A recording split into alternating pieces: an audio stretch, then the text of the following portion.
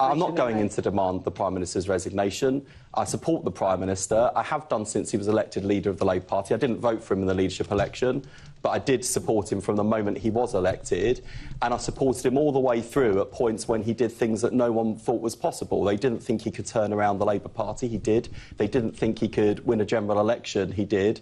People are now questioning whether he can change the country. He will. So that was the Health Secretary himself denying that he's plotting to oust Prime Minister Keir Starmer, but he also went on to criticise Starmer. He said that calling your own MPs feral is not very helpful and that the Downing Street briefings tried to, in his words, kneecap him. And so you might ask whether actually there is a part of Wes Streeting that is challenging the Prime Minister, even if he's publicly denying it. So Lizzie, that draws a line on everything then. This is done. No more leadership challenges. The Prime Minister is safe and secure. We can look through the polling numbers. Well, I think the best way to answer that is to look backwards. So we had a crescendo of leadership challenges around the Labour Party conference, including, remember, from Andy Burnham, the Mayor of Manchester. And he had to walk that back, and it became presented that Starmer had regained control of his party. Another name that swirls is the former Deputy Prime Minister Angela Rayner. And don't forget, when Donald Trump came to town, Wes Streeting openly criticised the US president, which broke with Keir Starmer's softly approach.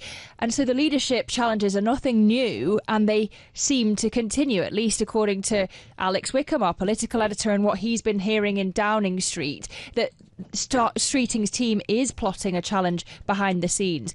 What's interesting is Streeting is actually at risk in his own seat. He only won it by 528 seats, a razor-thin margin. So he might not actually be re-elected if, for example, an independent pro-Palestine candidate challenges him at the next election, whenever that may be. OK, I'm going to channel our listeners who are thinking about business and economics and what it means for the UK rather than the ins and outs of the politics. And I will say this, though.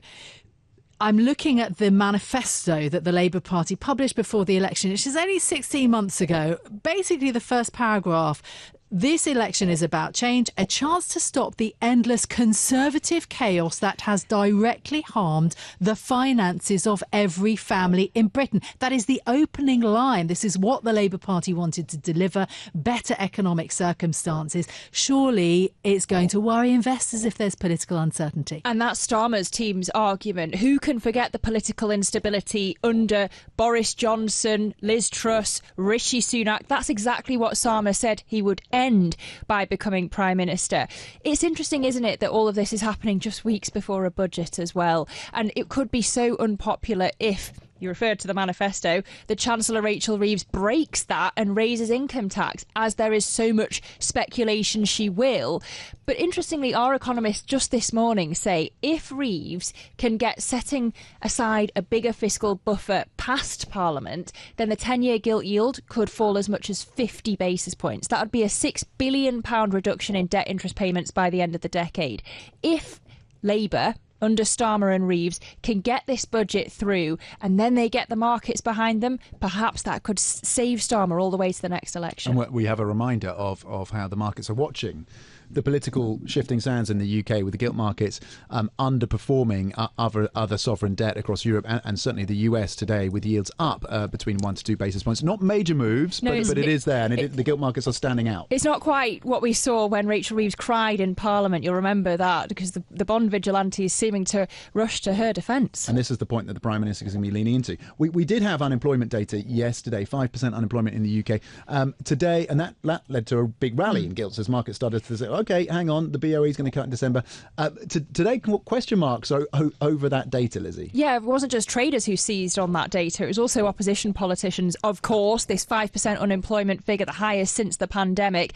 And as you say, traders upping their bets on a Christmas cut from the Bank of England. JP Morgan changing its call from February to December for when they are to cut next. But Megan Green on the Monetary Policy Committee coming out and saying you really have to be careful with the labour force survey, reminding us of all of the data collection issues that we've seen with it of late.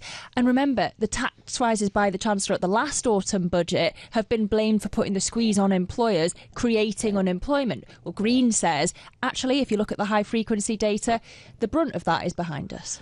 Yeah.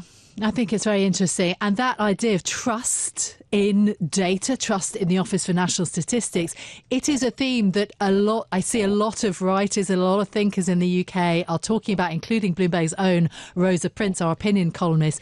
You know, I think you can put this political issue in the broader context of the declining trust in national institutions in the UK. That includes the government, but also, I thought interestingly, she names the Church of England, the royal family and banks. Yeah, but it's not just the ONS, is it? It's also the BLS on the other side of the pond, the Bureau of Labour Statistics. Yeah, absolutely. Interesting. Lizzie, thank you so much for being with us. That is our UK correspondent, Lizzie Burden.